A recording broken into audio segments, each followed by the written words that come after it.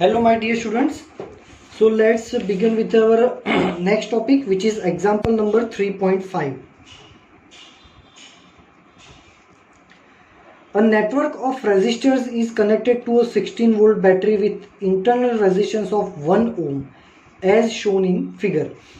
तो देखो आपकी बुक में कैसा डायग्राम दिया हुआ है. First resistor, second resistors,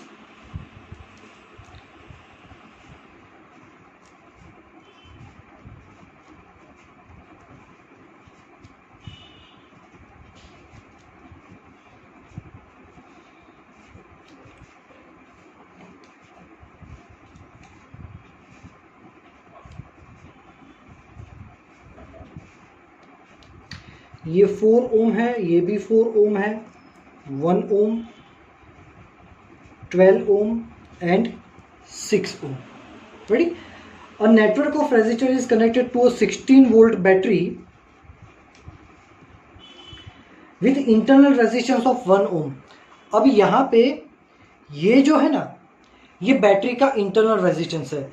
always remember for simplicity, battery का internal resistance always negative terminal के साथ कनेक्ट करने का और उसके ऊपर ऐसा छोटा सा बॉक्स बना देने का. टेक्स्ट बुक में भले नहीं किया है, बट ये क्या है कि हमारी सिंप्लिसिटी के लिए हमें पता चलेगा कि भाई ये बैटरी का इंटरनल रेजिस्टेंस है. Compute the equivalent resistance of the network. चलो पहला हमें क्या फाइंड करना है, फाइंड इक्विवेलेंट रेजिस्टेंस. चलो तो ये दोनों पैरेलल में है, तो यहाँ पे हमें पॉइंट दिए हुए, यह है ए पॉइंट, यह है बी पॉइंट, यह है C point and this one is a D point. अब ए और बी का इक्विवेलेंट रेजिस्टेंस क्या होगा, तो मेरी इक्विवेलेंट वाली थियोरी निकालना, उसमें मैंने देखा था कि रेजिस्टेंस अगर पैरेलल में है तो उसका फॉर्मूला होता है 1/r is equal to 1/r1 plus 1/r2, है ना. So 1/r is equal to 1/4 plus 1/4. So 1/r is equal to 2/4. So r is equal to 4/2. So resistance आया हमारा 2 ओम. मतलब इन दोनों का इक्विवेलेंट क्या हो गया, 2 ओम. वैसे इन दोनों का इक्विवेलेंट निकालो. 1/r is equal to 1/12 plus 1/6. So 1/r is equal to 6 plus 12/6 into 12. So r is equal to 6 into 12/6 plus 12. So r is equal to 6 into 12/18. Ready, 6 into 12/18. अब इसको कट करो. सो रेजिस्टेंस क्या है, इक्विवेलेंट 4 ओम्स. मतलब इन दोनों का equivalent क्या आ गया, 4 ओम. तो अब अगर डायग्राम ड्रॉ करते हैं तो ये हो जाएगा 4 ओम और 4 ओम का इक्विवेलेंट हमने निकाला था 2 ओम. ये ए बी अगेन हमारा 1 ओम, सी, यह है डी, और डी में से यहाँ पे निकाल दो ये हमारा इंटरनल रेजिस्टेंस, ठीक है. और ये 12 और 6 का इक्विवेलेंट हमने क्या निकाला था, 4 ओम. तो ये हो जाएगा आखिर में 4 ओम. तो यहाँ पे ये 3 सीरीज में हो गए, 2 और 1 3, 3 और 4 7. तो इन सब का इक्विवेलेंट निकालोगे तो इक्विवेलेंट क्या आ जाएगा, 2 plus 1 plus 4 is equal to 7 ohm. बाकी ये 16 वोल्ट और 1 वोल्ट ओम वैसे के वैसे हैं. तो ये हो गया हमारा आंसर कि इनका इक्विवेलेंट हो गया 7 ओम. चलो दूसरा है obtain the current in each resistors. हर रेजिस्टेंस में से कितना करंट पास होगा. तो पहले ये देखो कि बैटरी में से टोटल करंट कितना निकल रहा है. सो उसके लिए हमें देखना है कि फाइंड क्या करना है, करंट इन ईच रेजिस्टर. तो देखो पहले देखो कि टोटल रेजिस्टेंस कितना है पूरी सर्किट का. तो पूरी सर्किट का रेजिस्टेंस 2, ये सब सीरीज में है. कैसे पता चला सीरीज में है, तो यहां से करंट निकालो. करंट के कहीं पर भी पार्ट नहीं हो रहे, करंट पूरा सर्कुलर लूप ले रहा है, कहीं पर भी पार्ट नहीं हो रहे, तो सब सीरीज में है. तो सीरीज का फॉर्मूला क्या है, सबका addition R1 plus R2 plus R3, 2 और 1 3 4, अरे सॉरी 2 और 1 3, 3 और 4 7, 7 और 1 8, तो टोटल रेजिस्टेंस क्या हो गया भाई 8 ओम। टोटल रेजिस्टेंस कितना है 8 ओम, और ये हमारा हो गया बैटरी। अब इसके लिए ओम्स लॉ अप्लाई करो, V is equal to I R, voltage है 16, I हमें फाइंड करना है, टोटल रेजिस्टेंस है 8। रेडी, तो I इज इक्वल टू 16/8, तो I कितना हो गया 2 एम्पियर। मतलब ये पूरी सर्किट में बैटरी में से निकलेगा 2 एम्पियर करंट।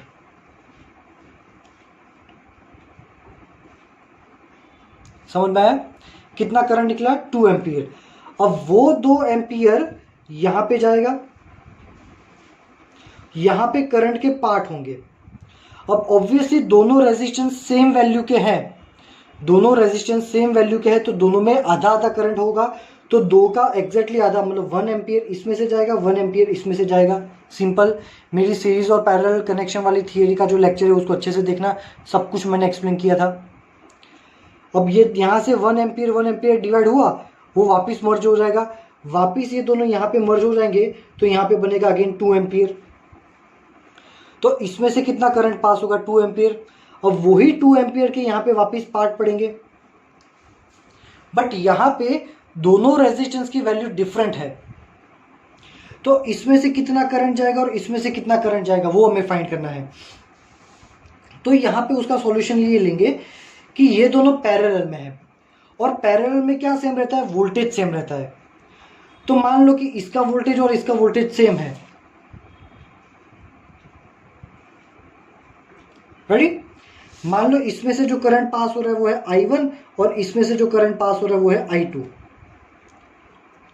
अब दोनों के वोल्टेज सेम है, V is equal to I R, तो क्या होगा I1 इंटू 12, क्योंकि इसमें से जो करंट पास हुआ है उसको हमने अज्यूम किया I1 और ये है 12।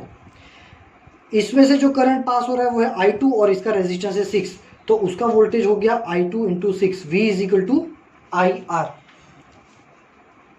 रेडी, चलो, तो इसमें से I1/I2 इज इक्वल टू क्या हो जाएगा भाई, चलो अब मान लो कि मैं जनरल फॉर्मूला आपको डिराइव करके बताता हूँ।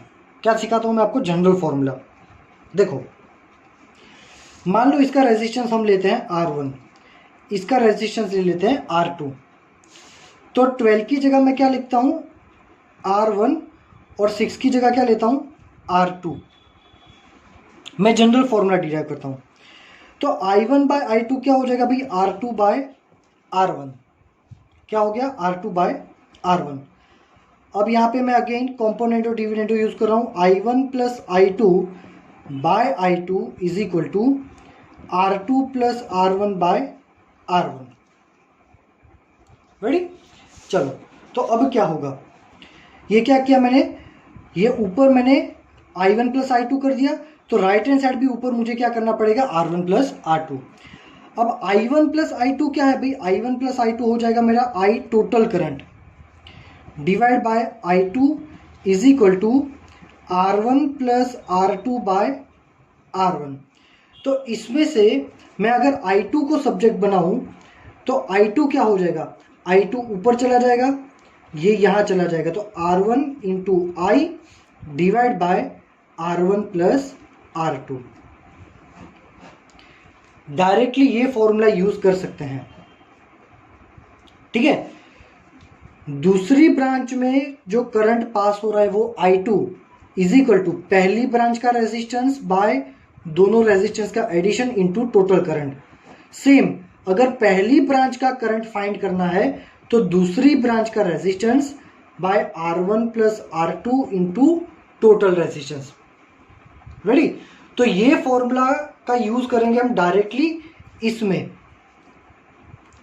मान लो मुझे I2 फाइंड करना है, क्या फाइंड करना है I2, तो I2 इज इक्वल टू क्या है, पहली ब्रांच का रेजिस्टेंस, पहली ब्रांच का रेजिस्टेंस कितना है 12 डिवाइड बाय दोनों ब्रांच के रेजिस्टेंस का एडिशन 12 प्लस 6 कितना हो जाएगा 18 इंटू टोटल करंट।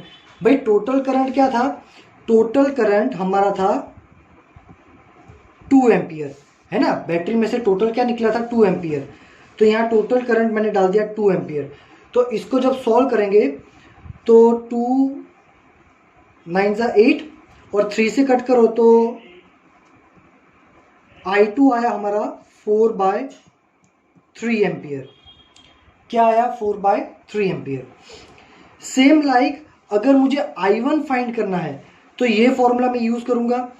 तो I1 क्या है, I1 इज इक्वल टू, चलो I1 पहली ब्रांच का करंट, दूसरी ब्रांच का रेजिस्टेंस R2 मतलब दूसरी ब्रांच का रेजिस्टेंस कितना है 6 बाय टोटल रेजिस्टेंस 12 + 6 18 और टोटल करंट था हमारा 2, ये हो गया 9, 3 2 ज़ा 6 3 3 ज़ा 9, तो I1 हो गया 2/3 एम्पियर। ये हो गया हमारा हर ब्रांच में से कितना करंट पास होगा वो।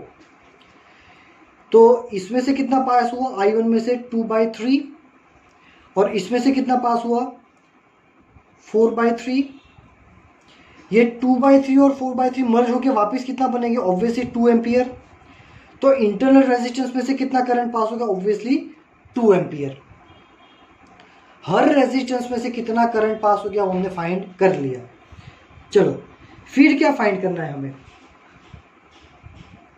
Obtain the voltage drop across A B, VAB find करना है, voltage drop across AB, voltage drop across BC and voltage drop across CD। Ready, चलो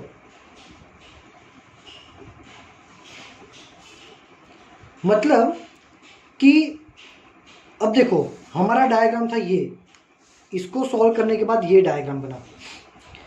तो अब ये 3 सीरीज में है। सीरीज में क्या होता है, वोल्टेज डिवाइड होता है, थोड़ा वोल्टेज ये लेगा, यहाँ पे थोड़ा वोल्टेज जाएगा V1, यहाँ पे थोड़ा वोल्टेज जाएगा V2, यहाँ पे थोड़ा वोल्टेज जाएगा V3। ये रेजिस्टेंस कितना वोल्टेज लेगा, ये कितना लेगा, ये कितना लेगा, ये हमें फाइंड करना है। रेडी, चलो अब हर एक में से करंट तो 2 एम्पियर ही पास होगा क्योंकि ये सीरीज कनेक्शन है ना। यहां से भी 2 एम्पियर, इसमें से भी 2 एम्पियर, इसमें से भी 2 एम्पियर। तो VAB V is equal to IR। चलो AB में से कितना करंट पास हो रहा है 2 एम्पियर I, और AB का रेजिस्टेंस कितना है 2, तो VAB हो गया हमारा 4 volt. Same VBC again V is equal to I और इसका रेजिस्टेंस है 1, तो VBC हो गया हमारा 2 वोल्ट। और VCD again V is equal to IR, ये CD में से कितना करंट पास हो रहा है, again 2 ampere, V is equal to I और इसका रेजिस्टेंस है 4, तो VCD हो गया हमारा 8 वोल्ट। तो टोटल वोल्ट थे 16, उसमें से इसने लिए 4 वोल्ट, इसने लिए 2 वोल्ट और इसने लिए 8 वोल्ट। एडिशन करो 8 और, अच्छा 8 और 2 10, 10 और 4 14, तो बाकी के 2 वोल्ट कहाँ गए, तो ये भी तो थोड़े कंज्यूम करेगा ये वाला। तो इसका कैलकुलेशन करो, देखो V is equal to IR, तो V is equal to I, तो टोटल करंट कितना पास हो रहा था, इसमें से भी ऑब्वियसली 2 एम्पियर, तो 2 और इसका रेजिस्टेंस था 1, तो V is equal to 2 volt. तो इसने भी 2 वोल्ट ले लिया, हर रेजिस्टेंस थोड़ा थोड़ा वोल्टेज लेगा। 4 और 2 6, 6 और 8 14, 14 प्लस 2 16, तो टोटल हमने 16 वोल्ट दिया था, वो सबने थोड़ा थोड़ा करके डिवाइड कर लिया, ये हो गया हमारा डिवाइडेशन। यहाँ पे हमारा न्यूमेरिकल कंप्लीट होता है, समझ में आया, हमारा न्यूमेरिकल कंप्लीट हो रहा है। यहाँ पे बड़ा न्यूमेरिकल है, ऑब्वियसली बोर्ड होता तो ज़्यादा समझ में आता, बट पेपर पे भी मैंने सब कुछ अच्छे से एक्सप्लेन कर किया है। 5 मिनट का देखो, पॉज करो, लिखो, 5 मिनट का देखो, पॉज करो, लिखो, वेरी सिंपल। चलो अब हमारी बुक में दिया हुआ है next topic cells in series and parallel, but वो टॉपिक मैं बाद में लूंगा, पहले मैं लूंगा टॉपिक नंबर 3.13 किरचॉफ्स लॉ।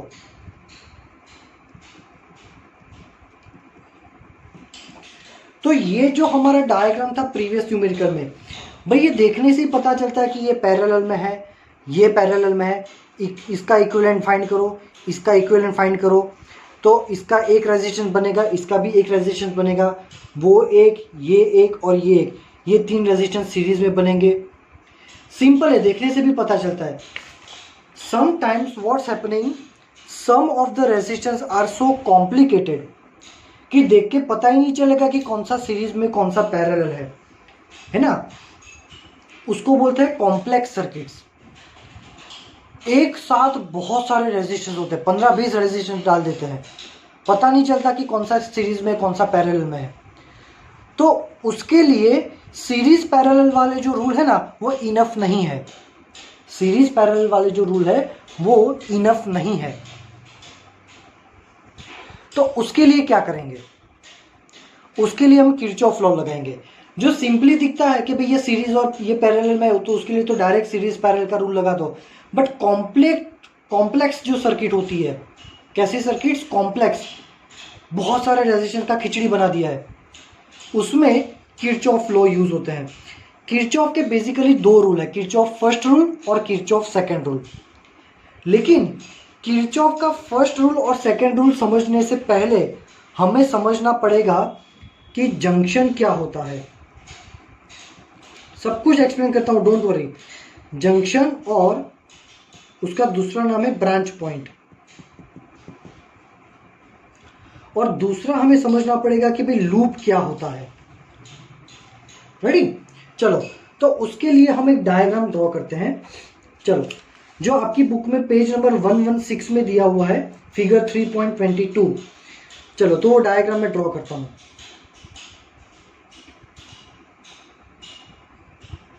चलो मैं आपको ड्रॉ करनी इसी में से एक्सप्लेन कर देता हूं, क्या उतना टाइम हमारा बच जाएगा। ये है डायग्राम, ठीक है। इसको स्टडी करके हम देखेंगे कि भाई क्या जंक्शन है और क्या लूप है। तो देखो, मैं पहले जंक्शन और ब्रांच पॉइंट एक्सप्लेन कर देता हूं,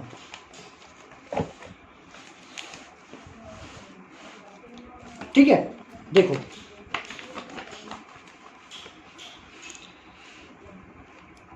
जंक्शन और ब्रांच पॉइंट क्या होता है। Junction is a point where more than 2 lines merge। ऐसा पॉइंट जहां पे मोर देन 2 मतलब 3, 4, 5, 6 2 से ज्यादा लाइन जहां पे मर्ज होती है ना, उसको बोलते हैं जंक्शन या ब्रांच पॉइंट। तो ये हमारा सर्किट है जो कि थोड़ा कॉम्प्लिकेटेड है। तो पहले देखो कि जंक्शन कौन सा है। तो ये ए पॉइंट हमारा जंक्शन है। कैसे पता चला, तो वहां पे 3 पार्ट हो रहे हैं, 3 अलग अलग करंट ए के पास में या तो मिल रहे हैं या तो ए से दूर जा रहे हैं। मतलब ऐसा पॉइंट जहां पे मोर देन 2 लाइंस, मतलब 2 से ज्यादा कितनी होती है, 3, 4, 5। तो यहां पे देखो, यहां पे 3 लाइन मर्ज हो रही है, तो ए हमारा जंक्शन है। ए क्या है, हमारा जंक्शन। और कोई भी पॉइंट हमारा जंक्शन, हाँ ये डी पॉइंट भी हमारा जंक्शन है। देखो, एक लाइन यहां पे आया, एक लाइन यहां से आया और एक लाइन नीचे से आया, तो ए और डी हमारे जंक्शन है या फिर ब्रांच पॉइंट है। फिर आता है लूप। अब लूप में 2 पार्ट होते हैं। देखो, जनरली जो क्लोज्ड पाथ होता है ना, उसको बोलते हैं लूप। तो जैसे कि हम लूप कोई भी कंसीडर कर सकते हैं। जैसे कि मुझे यहाँ पे कंसीडर करना है A H D B A, A H D C B A, ये पूरा क्लोज लूप हो गया। क्या हो गया, close loop. A H D C B A. जब तुम्हारा इनिशियल पॉइंट और फाइनल पॉइंट सेम होता है तो मतलब ये हो गया क्लोज्ड पाथ। ये क्या हो गया, क्लोज्ड पाथ। कभी कभी हमें ओपन पाथ लेने की भी रिक्वायरमेंट रहती है। जैसे कि हम ये भी ले सकते हैं ए एच डी, बस इतना ही।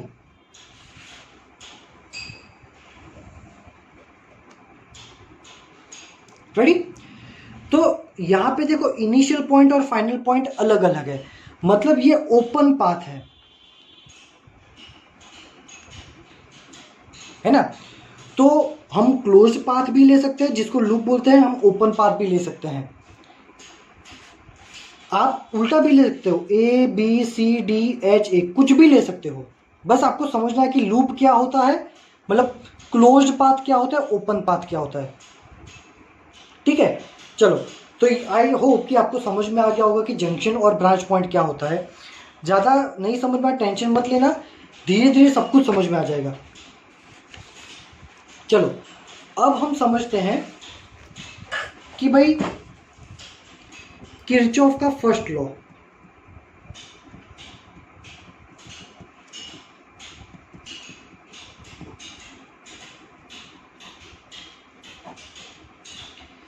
किरचॉफ का फर्स्ट लॉ बेसिकली यूज होता है करंट डिवाइड के लिए। क्या होता है ये Kirchhoff first law? Let me give you an example. मान लो ये पॉइंट है O और उसमें इतने सारे वायर्स कनेक्टेड हैं। मान लो यहाँ पे I1 आ रहा है करंट अंदर, यहाँ से जो करंट बाहर निकल रहा है वो है I4, ये है I3, ये है I2 और ये है I5। पहली चीज K1 मतलब किरचॉफ का फर्स्ट लॉ, मैं शॉर्ट में लिखूंगा K1 is always applicable for junctions only. Kirchhoff का फर्स्ट लॉ ऑलवेज जंक्शंस के लिए ही होता है। तो मैंने अभी आपको पढ़ाया था कि जंक्शन क्या होता है। Junction means where more than 2 lines merge, जहां 2 से ज्यादा लाइन मर्ज होती है उसको बोलते हैं जंक्शन। तो ये हमारा जंक्शन है, यहाँ पे कितनी लाइन मर्ज होती है, 1 2 3 4 5। So Kirchhoff first law always applicable होता है सिर्फ जंक्शन या ब्रांच पॉइंट के लिए ही होता है। अब यहाँ पे देखो ये केस में क्या होगा कि एकदम सिंपल मेथड एक्सप्लेन कर रहा हूं कि कैसे हम किरचॉफ लॉ सॉल्व कर देंगे। पहले तुमको आइडेंटिफाई करना है कि हमारा जंक्शन कौन सा है। ये है हमारा junction, step number 1। Step number 2, फिर देखो कि जंक्शन के अंदर कितने कितने करंट्स आ रहे हैं। जंक्शन में अंदर घुस रहे हो वैसे कितने हैं currents which are entering inside the junction. तो ओ के अंदर कितना करंट जा रहा है, एक तो ये जा रहा है I3, तो वो लिखो। फिर दूसरा कौन सा करंट ऐसा है जो ओ के अंदर जा रहा है, तो है I1, ये भी ओ के अंदर जा रहा है, तो वो लिखो यहां पे। खत्म। और कोई भी करंट अंदर नहीं जा रहा, बाकी सारे जा रहे बाहर। तो जितने अंदर जा रहे हो उसको लिखो, इज इक्वल टू जितने बाहर निकल रहे वो लिखो। क्या क्या बाहर निकल रहा है, I2 बाहर निकल रहा है, I4 बाहर निकल रहा है, I5 बाहर निकल रहा है। I2 plus I4 plus I5, खत्म। ये इक्वेशन बनाना आना चाहिए। ये हो गया किरचॉफ का फर्स्ट लॉ जो करंट को डिवाइड करता है। समझ में आया? चलो हमारे केस में हमारा जो टेक्स्ट बुक है उसमें कौन सा जंक्शन है, तो उसमें एक ही जंक्शन है, कौन सा, ये वाला ए। सो देखो कि ए जंक्शन की बात करो, let's apply Kirchhoff first law for junction A. क्या करना है, let's apply Kirchhoff first law for junction A. तो जंक्शन में अंदर कितने करंट आ रहे हैं, तो आपकी टेक्स्ट बुक में भी देखना जंक्शन के अंदर आ रहा है एक ही करंट, कितना, I3 अंदर घुस रहा है। तो पहले लिखो I3, फिर इज इक्वल टू करके लिखो जो जंक्शन से बाहर जा रहे हैं। बाहर कितने जा रहे हैं, I1 और I2। तो ये हो गया हमारा Kirchhoff first law for junction A, खत्म। यहां पे लिखा है देखो नीचे I3 is equal to I1 plus I2। Ready. चलो, एक्चुअली में किरचॉफ फर्स्ट लॉ क्या डिनोट करता है? ये चीज डिनोट करता है कि total current at junction will always zero. ये जंक्शन पे टोटल जितने भी करंट आएंगे या बाहर आएंगे होंगे, जो भी हो, जंक्शन का ये पॉइंट का टोटल करंट ऑलवेज क्या होगा? जीरो। ये पॉइंट पे इसको तुम सॉल्व करोगे तो वही हुआ ना, I3 प्लस I1, इन सबको यहां पे ले जाओ तो -I2 -I4 -I5 is equal to 0। मतलब जंक्शन पे टोटल इतने करंट है, अंदर आ रहे वो, बाहर आ रहे वो, इन सबको अगर आप सॉल्व करोगे, इसको अगर आप न्यूमेरिकली ऐड करोगे, जो अंदर आ रहे उसको प्लस लिखो, बाहर जा रहे उसको माइनस लिखो, तो इनका एडिशन ऑलवेज 0 होगा। या फिर शॉर्ट में लिखो तो ये, हमें यही याद रखना है, ये तो रूल है। रेडी? टोटल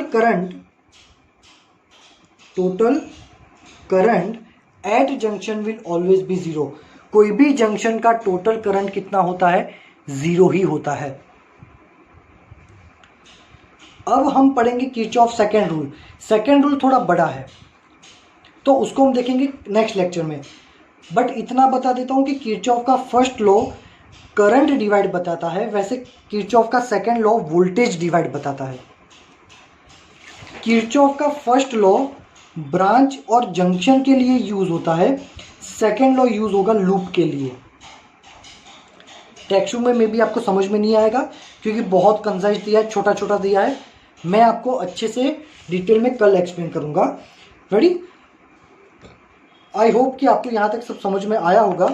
न्यूमेरिकल अच्छे से सॉल्व करना, बाकी का हम देखेंगे नेक्स्ट लेक्चर में। Students, if you are having any kind of doubt, you can ask me in the message section. Thank you very much, students.